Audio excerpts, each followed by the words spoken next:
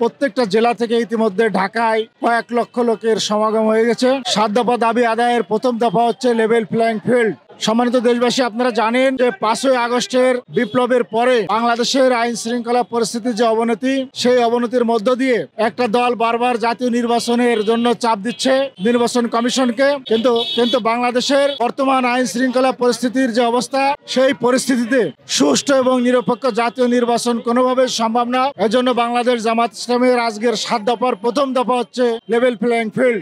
7 দফা দাবি বাস্তবায়নের মধ্য দিয়ে লেভেল প্লেইং ফিল্ড, জুলাই সনদ এবং সকল গণহত্যার বিচার দাবি বাংলাদেশ জামাত ইসলামের 7 দফার মূল কয়েকটা দাবি। এই দাবিগুলো যদি বাস্তবায়িত হয়, প্রায় 1 কোটিরও বেশি প্রবাসী রয়েছে আমাদের, তাদের ভোটাধিকার নিচ্ছে। এই সবগুলো বিষয় নিয়ে বাংলাদেশ জামাত ইসলামী আগামীতে একটি বৈষম্যহীন এবং ন্যায়পরায়ণ সমাজ গঠনের জন্য জাতিকে উদ্যত আহ্বান জানাচ্ছে এবং সেই দাবিগুলো আদায়ের লক্ষ্যে আজকের এই জাতীয় সমাবেশ। আপনারা দুপুর 2টায় সরারী উদ্যানের জাতীয় সমাবেশে দলে দলে যোগ দিয়ে বাংলাদেশ জামাত ইসলামের এই 7 দফাকে সমর্থন করবেন, এই উদ্যত আহ্বান জানাচ্ছি।